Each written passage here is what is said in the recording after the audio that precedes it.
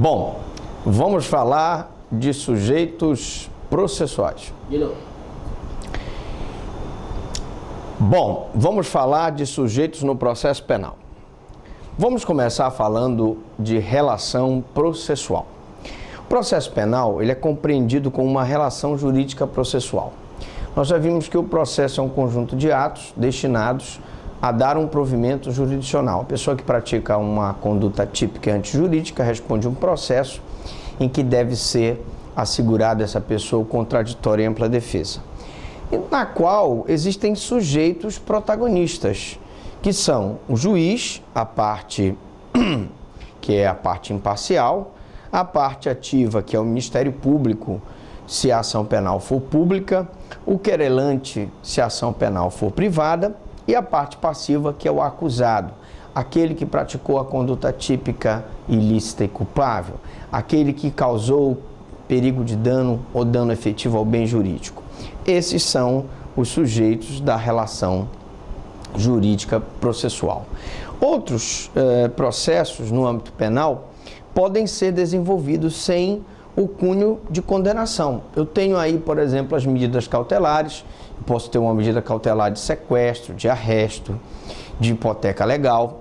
Eu tenho, por exemplo, a ordem de habeas corpus. Toda vez que uma pessoa estiver sofrendo constrangimento ilegal no seu direito de ir e vir, ele tem à disposição dele a ordem de habeas corpus. Nós já tivemos a oportunidade de falar em outras aulas que a pessoa não precisa ser habilitada para ingressar com a ordem de habeas corpus. Basta que o paciente esteja sofrendo constrangimento ilegal e, portanto, a prisão dele é ilegal e qualquer um do povo pode ingressar com a ordem de habeas corpus. Vamos falar, então, dos órgãos do Poder Judiciário e do Ministério Público. Primeiramente, nós temos que falar do juiz. O juiz, considerado o órgão mais importante dentre todos, muito embora Ministério Público e Advocacia defendam que todos devem ser tratados de forma hierarquicamente igual, é o órgão incumbido de conduzir o processo. É o juiz que dá, pelo princípio da oficialidade, do impulso oficial, ele é que dá andamento ao processo, ele que proporciona o andamento do processo, proferindo então uma decisão ao final, que pode ser condenatória, se estiver provada a autoria e materialidade do crime, ou pode ser absolutória, se houver uma das causas que ensejam a sentença absolutória do acusado, como, por exemplo, se o crime ele não existe, o fato não é típico, se o acusado estiver albergado por uma excludente de licitude, como legítima defesa, se o acusado não participou para a prática do crime e etc. A nossa Constituição Federal sufragou a ideia de um juiz imparcial. Imparcial significa que ele não deve nem ter uma tendência favorável à acusação, nem muito menos uma tendência favorável à defesa. Daí porque algumas pessoas defendem que o juiz não pode se imiscuir muito na produção de provas, já que a produção da prova deve ficar a cargo tanto da acusação quanto da defesa. Então a imparcialidade é a primeira característica do juiz. A inamovibilidade significa que o juiz não poderá ser retirado da sua comarca sem que ele o deseje, salvo por decisão fundamentada mediante fórum qualificado do Tribunal de Justiça. E também a questão da vitaliciedade. Uma vez o juiz tendo passado pelo estágio probatório, tendo cumprido os requisitos legais, ele se torna vitalício. E também a irredutibilidade de subsídios. A irredutibilidade de subsídios visa impedir que o juiz seja perseguido na sua remuneração para evitar que ele seja impedido de poder exercer bem essa jurisdição. Garantias essas que são seguidas de vedações que asseguram o exercício da jurisdição de forma descomprometida. Então nós temos, por exemplo, só para citar, a questão do impedimento do juiz de se filiar a partidos políticos, do impedimento do juiz de ser dono de empresa, de vários impedimentos do juiz que visam com que ele possa exercer de forma descomprometida a jurisdição. O Código de Processo Penal previu, nos seus artigos 252 e 255, as causas de impedimento e suspeição do Poder Judiciário. Em linhas gerais, se impede, por exemplo, que um juiz oficie num processo em que uma parte seja sua esposa, seu filho, sua mãe, seu pai. E também existe a questão da suspeição, que se dá quando, por exemplo, o juiz é credor do acusado ou quando ele é devedor do acusado, quando ele é amigo íntimo, o inimigo capital de uma das partes. Aí você, aluno, deve perguntar, mas professor Franklin, se acontecer um caso de impedimento ou suspeição, nós temos lá nas aulas de questões incidentes as exceções que você poderá ajuizar para arguir um impedimento ou uma suspeição de um juiz e impedi-lo que ele funcione naquele processo. Ora, um juiz que funciona num processo em que ele está impedido ou que ele é suspeito, provavelmente ele não vai exercer de forma descomprometida a sua jurisdição. E aí nós chegamos ao Ministério Público. O Ministério Público, nós temos que primeiro fazer em relação a ele as considerações gerais. Ele é o titular da ação penal pública, nos termos do artigo 129, inciso 1º da Constituição do Brasil. Titular da ação penal pública, nós temos que lembrar a você, aluno, que nós temos a ação penal pública incondicionada, que é aquela em que o Ministério Público vai ajuizar a ação sem nenhum respeito a nenhuma exigência legal. Ele é titular da ação penal e, se acontecer um crime, ele pode mover a ação sem a necessária autorização da vítima ou a requisição do Ministro da Justiça. Então, se por acaso eu tenho um crime de homicídio, o Ministério Público pode mover a denúncia sem necessitar pedir a autorização da família do morto. E aí eu tenho lesão, por exemplo, eu tenho um homicídio, eu tenho furto, eu tenho roubo, eu tenho extorsão mediante sequestro, eu tenho latrocínio. Todos esses são crimes de ação penal pública incondicionada. Por outro lado, nós temos as ações penais públicas condicionadas, que se dividem em duas partes: as condicionadas à representação do ofendido e as condicionadas à requisição do Ministro da Justiça. A ação penal pública condicionada à representação do ofendido é aquela que, para que o Ministério Público possa mover a ação penal, ele precisa da representação da vítima. Então, por exemplo, o crime de ameaça. A vítima tem que representar para que o Ministério Público possa promover a ação penal. O crime de lesão corporal.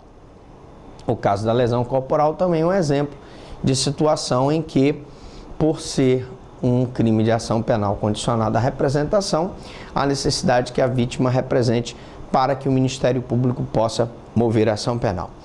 E, finalmente, nós temos a ação penal condicionada à requisição do Ministro da Justiça. Quando houver um crime contra a honra, contra a liberdade do Presidente da República, o chefe de Estado estrangeiro, eu terei aí uma requisição do Ministro da Justiça para que o Ministério Público possa atuar. Salvo esses casos de ação penal pública, que o Ministério Público é o titular, nós temos a ação penal privada, que é a ação penal privada que se divide em exclusivamente privada e privada subsidiária. A privada exclusiva é aquela em que o particular move a ação. A privada subsidiária é aquela que, pelo Ministério Público não ter ajuizado a ação no prazo legal, o particular pode fazê-lo em substituição ao Ministério Público. Porém, essa atribuição de promover a ação penal pública não impede de mesmo como parte, agir como fiscal da lei, custos legis. Então, mesmo promovendo a ação penal, mesmo sendo parte no processo penal, ele pode agir como custos legis, fiscal da lei. Essa fiscalização da lei significa, inclusive, que se o Ministério Público verificar que a parte não pode ser responsabilizada por aquele crime, ou porque não o praticou, porque ele não é o autor, ou porque não existe prova da materialidade, ou porque o fato é atípico, ou porque o crime já prescreveu, ou porque há uma excludente ilicitude, ou porque há uma excludente de culpabilidade, ou porque há uma excludente de punibilidade, o Ministério Público pode pedir a absolvição.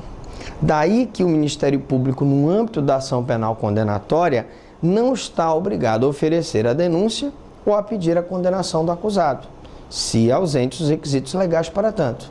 Se ficar aprovada a autoria e materialidade, ao final da instrução, o Ministério Público pugnará pela condenação. Caso contrário, não estando configurada a autoria e materialidade, deve-se pugnar pela absolvição. Organização e atuação do Ministério Público. O Ministério Público, enquanto instituição, abrange o Ministério Público da União, Ministério Público dos Estados, chefiados, respectivamente, pelo Procurador-Geral da República, que é o chefe do Ministério Público Nacional, e pelos Procuradores Gerais de Justiça, que são os chefes dos Ministérios Públicos dos Estados. É bem verdade que, embora eu tenha um Ministério Público Federal e um Ministério Público estadual, todos os Ministérios Públicos são unos e indivisíveis. Após a emenda constitucional 45 de 2004, foi criado como órgão controlador de atuação financeira e administrativa da instituição Ministério Público, o Conselho Nacional do Ministério Público, previsto no artigo 130, letra A da Constituição de 88. Ora, qual a função do Conselho Nacional do Ministério Público? O Conselho é um órgão paritário, onde nós temos parte desse Conselho formado por representantes do Ministério Público e parte desse Conselho formado por representantes da advocacia e do Poder Judiciário e de outras instituições. Esse órgão, esse Conselho, tem como objetivo fiscalizar a atuação do Ministério Público. Inclusive, poderá instaurar um procedimento contra o membro do Ministério Público. E se por acaso for comprovada uma infração administrativa, ele poderá impor uma sanção e vai desde da advertência, desde uma censura, até, inclusive, a demissão do membro do Ministério Público. Então, ele funciona a nível nacional como uma espécie de corregedoria, orientando e fiscalizando a atuação dos membros do Ministério Público. No órgão de primeiro grau, via de regra, o Ministério Público milita como parte. Ele que promove a ação penal e ele, portanto, que vai tomar a iniciativa para que aquela pessoa que praticou um crime seja punido na forma da lei. No segundo grau de jurisdição, pode atuar tanto como parte como fiscal da lei. Como parte, geralmente os procuradores de justiça que trabalham no Ministério Público no segundo grau são aqueles membros do Ministério Público que já passaram como promotores substitutos, promotores de primeira, segunda e terceira instância e estão na Procuradoria de Justiça. Eles podem, entre outras coisas, mover a ação penal por delegação do Procurador-Geral contra o prefeito que pratica um crime de peculato e também eles podem atuar como custos legis, proferindo manifestações em habeas corpus, em recursos de apelação, recursos em sentido estrito, especialmente quando exar aparecer nos processos em grau de recurso, né? Então, nós temos aí a atuação dos procuradores em nível de segundo grau e a atuação dos promotores a nível de primeiro grau. Impedimento e suspeição dos representantes do Ministério Público estão previstos no 258 do CPP, que prevê as hipóteses de impedimento e suspeição do MP, que são exatamente as mesmas do Poder Judiciário. O promotor não pode atuar num processo em que ele tenha como acusado ou como vítima uma pessoa que é seu parente, sua mãe, seu pai, sua mulher, seu filho. E também, então, ele está impedido de funcionar nesse processo e também ele não deve atuar naquele processo em que ele é credor de uma das partes, em que ele é devedor de uma das partes, em que ele é amigo íntimo ou inimigo capital de uma das partes. Daí porque nós vimos na aula de questões incidentes que eu posso ajuizar uma exceção, um impedimento em relação ao membro do Ministério Público para que ele seja impedido e se retire daquele processo, que ele seja suspeito, para que ele possa atuar de forma isenta, prescrevendo a aplicação analógica dos artigos 252 e 254 do mesmo diploma legal, ou seja, por analogia, todos os impedimentos e suspeições que são aplicadas aos juízes também são aplicadas aos membros do Ministério Público. Professor Franklin, quais são os princípios atinentes ao Ministério Público? Segundo o artigo 127, aí eu tenho o parágrafo 12 e 22 da Constituição Federal, são princípios do Ministério Público a unidade, a indivisibilidade e a independência funcional. Vamos falar um pouco da unidade. Como eu disse, eu tenho o Ministério Público da União, tenho o Ministério Público dos Estados, tenho os Ministérios Públicos dos Tribunais de Contas, tenho os Ministérios Públicos da Justiça, que funcionam na Justiça do Trabalho, e, portanto, são vários tipos. Tem o Ministério Público Militar, mas todos eles fazem parte do mesmo órgão, Ministério Público. O Ministério Público é uno e indivisível. Muito embora eu tenha essa classificação, Ministério Público Federal, Ministério Público Estadual, Ministério Público do Trabalho, Ministério Público Militar, não há possibilidade de se dividir o Ministério Público, porque o Ministério Público é um órgão uno e é só um órgão a nível nacional. E a questão da independência funcional, a gente sempre cita como exemplo dessa independência funcional o fato de que o promotor de justiça que analisar um determinado inquérito chegar à conclusão que ele deve pedir o arquivamento desse inquérito, se o juiz discordar desse arquivamento, ele encaminhará esse inquérito para o procurador-geral. O procurador-geral pode concordar com o juiz e verificar que esse não é um caso de arquivamento.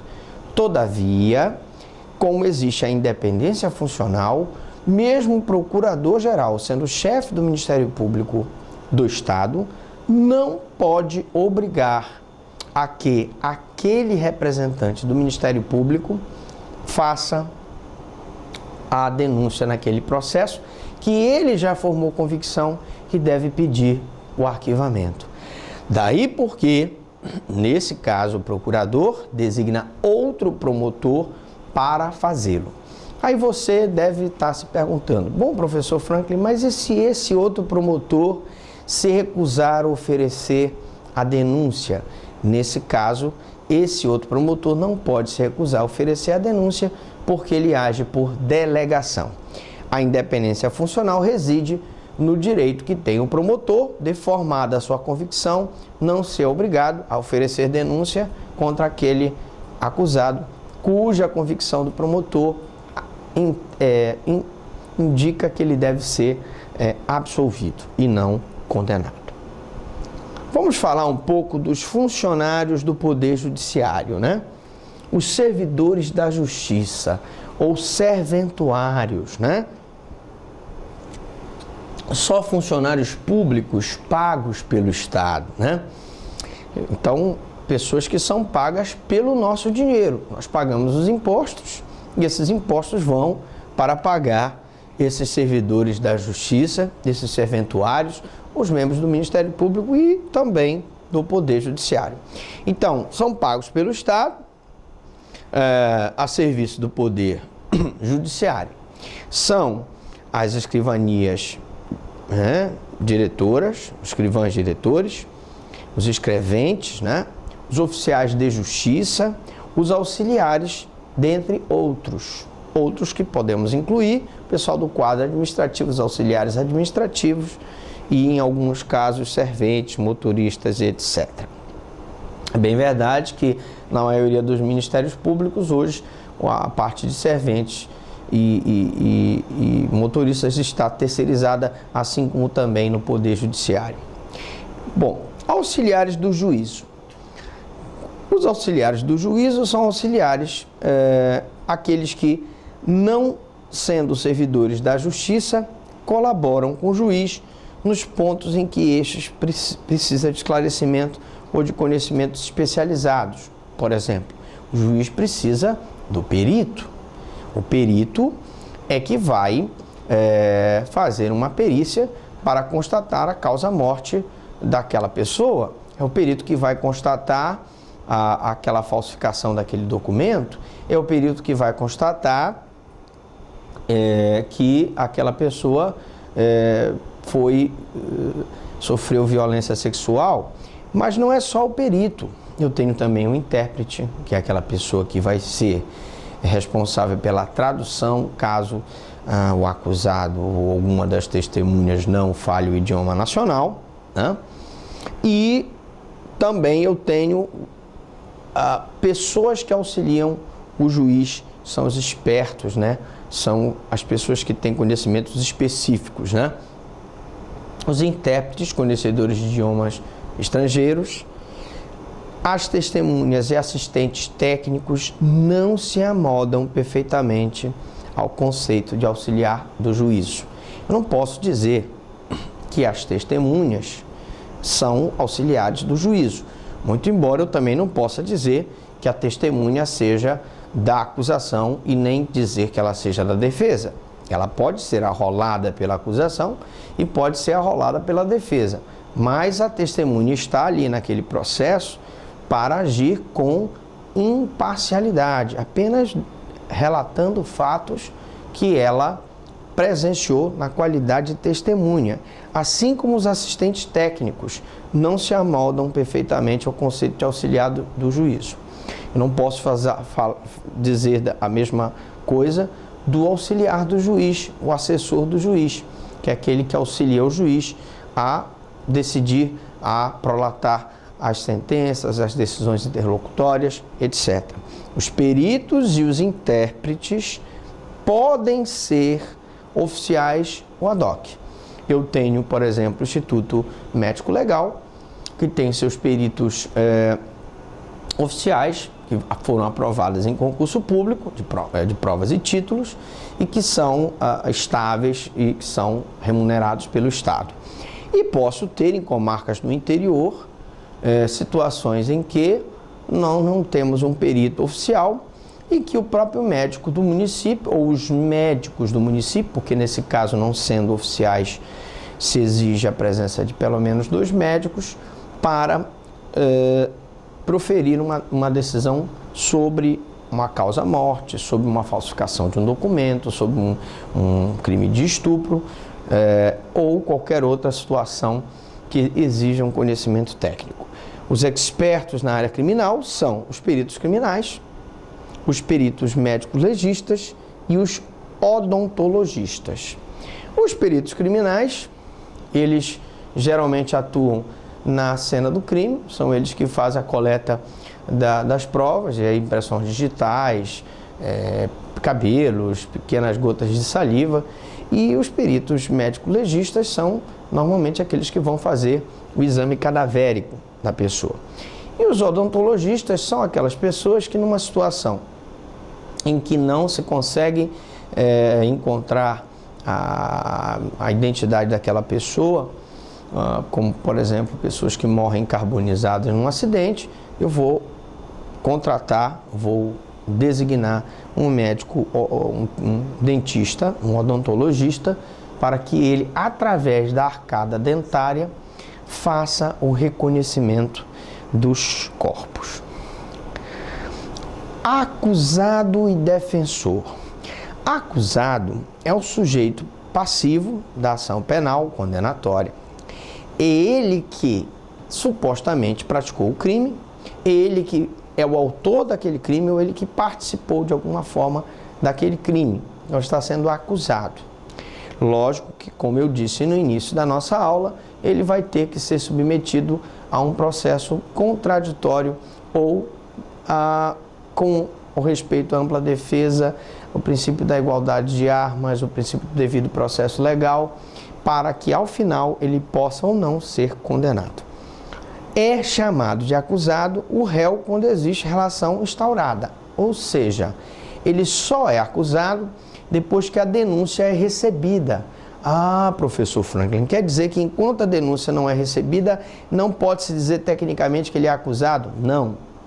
Nós temos que dizer que ele é indiciado. No inquérito, que ainda não foi oferecida a denúncia ou não foi recebida a denúncia, ele ainda é indiciado no inquérito. Ele passa a ser acusado ou réu quando há a instauração da relação jurídica que se dá por ocasião do recebimento da denúncia, se for um crime de ação penal pública, ou queixa, se for um crime de ação penal privada. A partir do recebimento da denúncia, né, é que nós temos a instauração da relação jurídica processual. Antes, quando do inquérito, o que se tem é o indiciado, como eu disse, o indiciado e não o acusado ou réu.